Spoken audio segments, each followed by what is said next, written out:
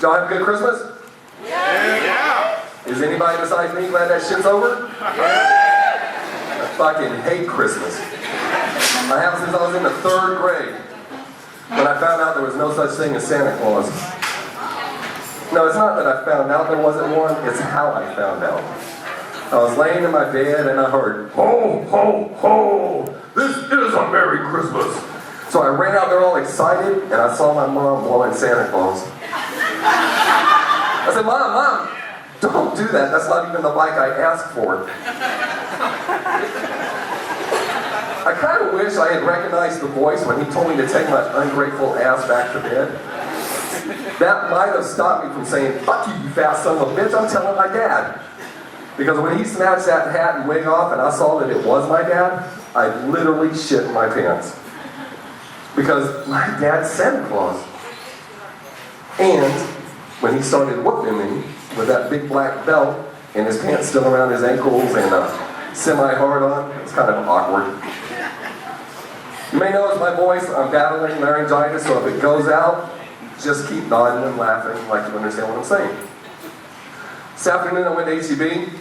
On my way in, there was this homeless dude sitting outside, slugging on a bottle of NyQuil, having a good conversation with himself. I thought, that's kind of cool. I go inside, that place was a madhouse. It was packed. I'm standing in line, there's a lady behind me with this little girl. She's really cute, about 5 or 6 years old. She was very well behaved for about 10 minutes. And then she went ape shit crazy, started running around. Come on, I snatched her, pulled her in, did that mother talking through the teeth thing.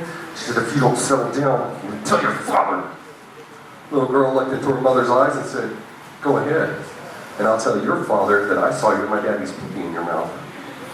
Man, that shit cracked me up. Hey, have you ever wondered how many times your mom kissed you right after she finished blowing your dad? You're welcome. Merry Christmas. When I went back out in my car, I saw that same homeless dude, and he had finished drinking all the NyQuil, and now his conversation had really intensified. He was in this huge argument, and I wondered to myself, who the hell is that dude talking to? And then I wondered, who the hell am I talking to? And all of a sudden he stopped talking, he looked me in the eye and gave me one of them all-knowing nods, and said, exactly. What the fuck? And he goes, hey, can I borrow $5? I said, borrow? Dude, if I'm going to lend you $5, I'm going to need someone to vouch for you. He goes, oh, I understand. He'll vouch for me. And he pointed at a pigeon. And as if on cue, the pigeon went, coo, coo. He goes, see, man? He said, I'm coo, coo. I said, dude, it really sounded more like he said, you're cuckoo. I felt bad right after I said it. Not because I said it to him, but because he walked over and kicked the pigeon. Before any of you start thinking I'm an asshole for fucking with homeless people, I do give money to them. However, I make a game out of it. I only offer them money when they're on the other side of a busy road. I hold a tin out the window. It's like a live-action version of Frogger. And if you time it just right, the light will change before they get to you, and you get to drive off without giving them shit. And again, before you think that guy really is an asshole, I'm helping them get in some cardio, which is good for their health. It'll help them live longer. So when you think about it, I'm really doing God's work. Hey, did you ever see your parents actually having sex when you were growing up? Yeah, really? I was lucky I didn't. I did see my friend's parents getting busy one time when I spent the night at his house. Believe it or not, it wasn't even awkward. I was mesmerized. I couldn't stop watching. Well, it got a little awkward when they realized I was at the foot of their bed masturbating. It got a little more awkward when I found out the only reason they noticed I was there is I accidentally came on his dad's foot. Yeah, they said I wasn't allowed to spend the night anymore. I tried to reason with his dad. I was like, come on, dude. You remember what it's like to be 21 and horny?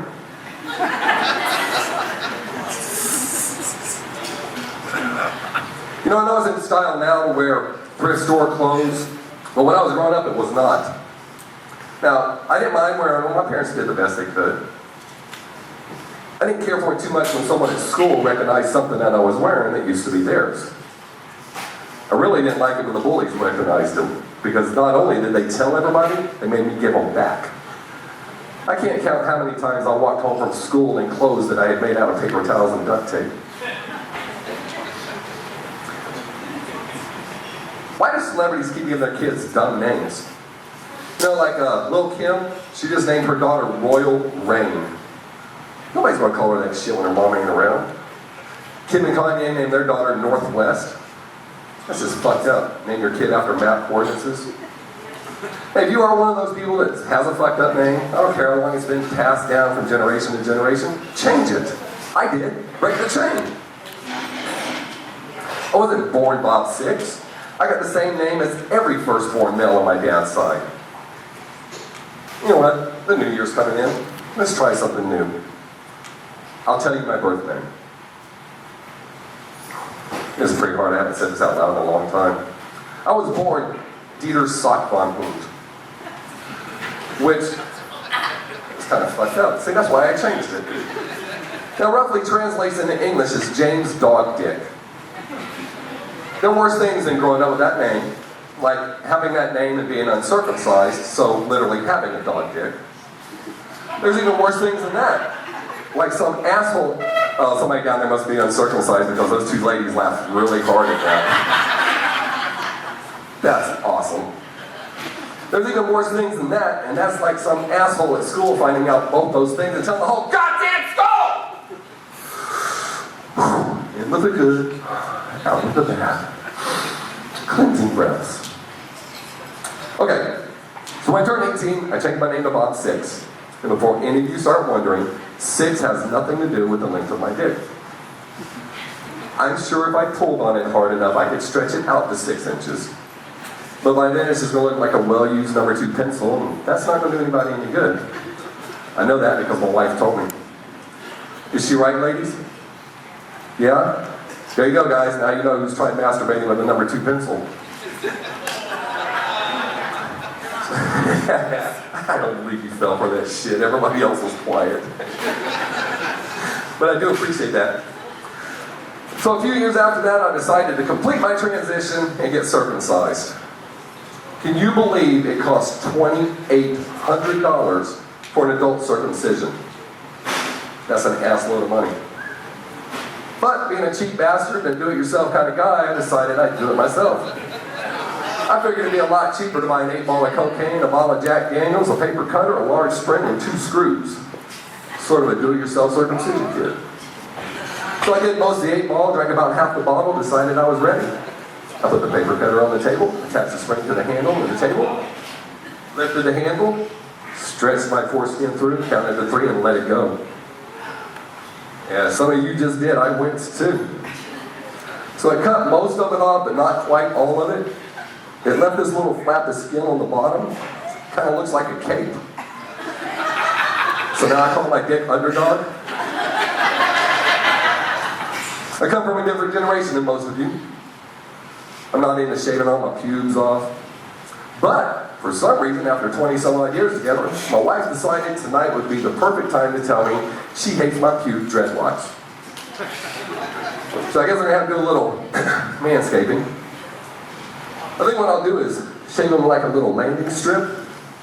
That way when I get a boner, it'll look like Underdog's casting a shadow. Thinking it might make him look bigger. I sure hope so anyways. Because my last idea to make him look bigger didn't go over so well. You know that old joke where someone has a tattoo on their dick and when it's limp, it says like AB. And when they get a boner, it says America the Beautiful.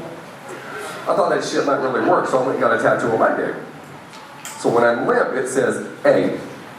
When I get hard, it says A. Get it? A little bit fatter? Wah, wah, wah. I try to tell one of those at least once a show. So, a lot of people ask me if I'm gay. I don't know where that comes from. I don't act gay. At least I don't think so. And I know that I'm not because I've thought about it. And if you've never taken the time to ponder if you might be gay, you can't say with any amount of certainty you're not. All you know is what your parents told you. Hey, don't do that. You're not gay. Don't do that. You're not gay. Don't do that. You're not gay. Here's a little tip for you. If your parents ever said that phrase to you, you might be gay. Because even though they have the best of intentions, They're the same people that told you there was a Santa Claus, an Easter Bunny, the Sandman. So they're known liars. The reason I know that I'm not gay is because I don't find anything sexually attractive about me. Holy shit, what the fuck are you doing in the lights? I think I'm having an aneurysm. Anyways, I don't find anything sexually attractive about men. I cry when the doctor sticks his finger in my ass, so I could never imagine having a dick in my ass. And growing up, my best friend's gay. We're still friends to this day. He lives in Fort Worth. I didn't know he was gay for the first couple of years. I just thought he kept blowing me because my girlfriend wouldn't do it. So as you can see, he set the best friend bar pretty fucking high. Good friend. Yes, he was a good friend. Yes. The way I found out he was gay was one time after he finished blowing me, he wanted to cuddle. I said, dude, I don't want to cuddle, that shit's gay. He said, I know, I'm gay. So obviously, since I didn't want to cuddle, I can't be gay. A lot of people wonder if I'm on drugs. I am not. I've been clean since January 24th, 1987. That's the first time, thank you. I was going to say that's the first time nobody's ever applauded that. I don't know why they do that. It's not that big of a deal. I just did enough to keep me fucked up the rest of my life, so it's not that hard. It was a lot of fun in the beginning, but it got out of control. I'd stay up all night doing dope, sleep all day, up all night doing dope, sleep all day. I started missing a lot of important shit, like school, work, my birthday, 1985. For those of you who've had a wild night out and got a little fucked up, forgot a couple hours, ain't shit. Try forgetting an entire year. Of all the things I've forgotten, there's some things that even if I did remember, I'd say I didn't. For example, the other night, me and my wife were at my friend's house. He said, dude, do you remember that time we went to the petting zoo and we rubbed salt in our ass cracks? And then when no one was looking, we pulled our pants down and let the animals lick the salt? I said, no, I don't remember. That's fucking gross. Unless you can prove it, don't be telling people that shit. Turns out he's got pictures. Oddly enough, I looked like I was having a damn good time. Hey, I got this friend at work. I'm calling him a friend. He's more of an acquaintance. Every time we're standing around talking, he finds some way to slip this into the conversation. He said, you know, if I could suck my own, I'd never leave home. Finally, I said, dude, don't you know that if you would suck your own, that still makes you gay? Because, really, it's still a man's dick. So it's kind of just a gateway dick. And as a man, it's only a matter of time before you start thinking you're better than everyone else. And you start talking shit. Then you're going to wind up proving it. So, you might want to stop telling people that shit. I've spent the last 2 years traveling around the country asking people to stop telling their children to stop, drop, and roll if they catch on fire. That was okay back in the 1800s when we all had dirt floors. But now we have carpeting and nice wood floors. And why should my house get burned down because your fucking kid's a dumbass? However, stop, drop, and roll has served us well. So I don't think we should abandon it. Let's repurpose it. So the next time you're in the middle of an awkward situation, or a boring conversation, or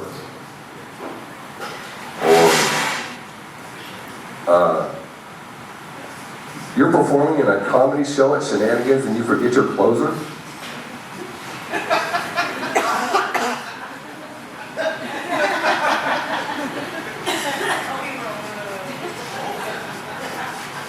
I know that looked funny to see my fat ass rolling around like a flat tire. And that's why I do that.